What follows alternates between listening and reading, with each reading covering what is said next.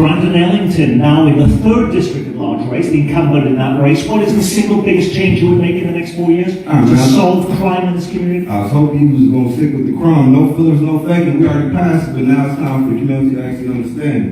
Ordinance 210140 establishing Office of Citizen Engagement. What that does is allows DOJ dollars to be written by the city for qualifying languages for nonprofits, for-profits, and everything in between. Why is this important?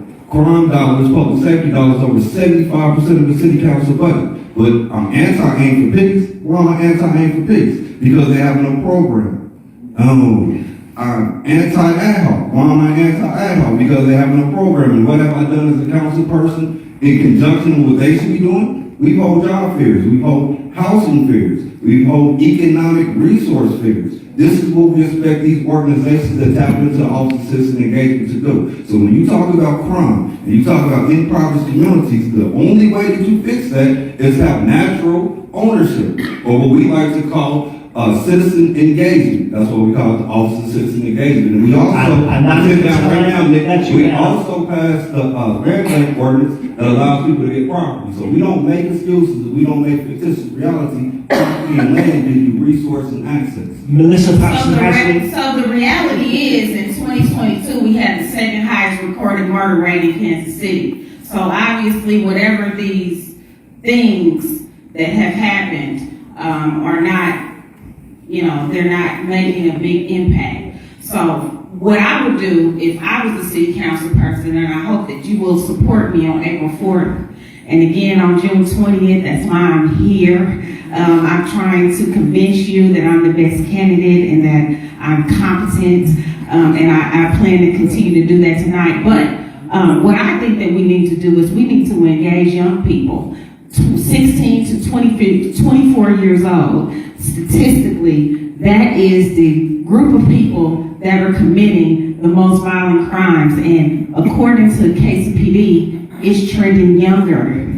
So it is critical that we pull our youth in, that we get them engaged. Somebody taught me a while ago, the people closest to the problem are closest to the solution. So if young people are experiencing this, we need to pull them in so they can help us solve the problem. That's what I intend to do, and my relations to city council.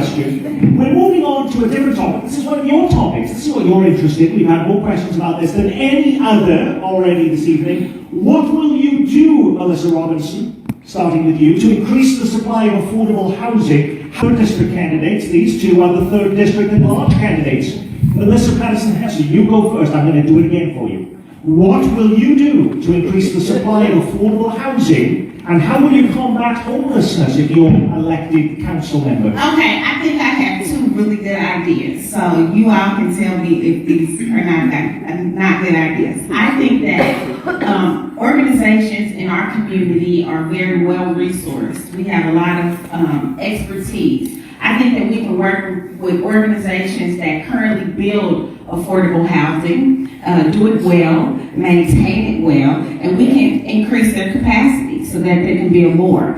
Also, I think, which is a more novel idea, we can use our bonding capacity. We can use actually nonprofit bonds that I know about, and we can acquire housing and turn it into permanently affordable housing. So I have figured out a way.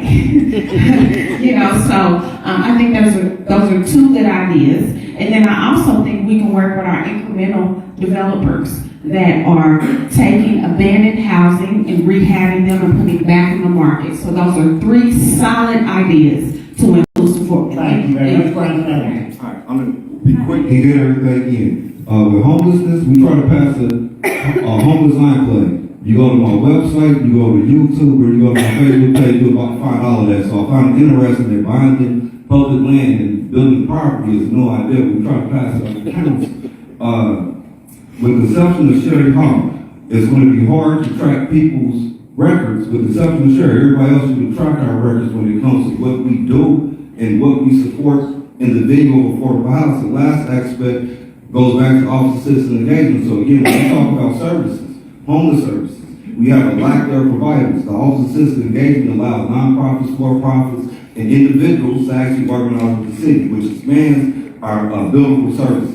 So with the homeless enclave, that was a permanent aspect. Also, citizen engagement, we created that to create a funding stream for nonprofits, for-profit, etc. And currently, the way we do our service providers through the health department via contracts, we don't have enough service providers. Thank you very much. As by the way, the candidates are standing up, I'm going to sit down to ask the next question, just for a change of pace.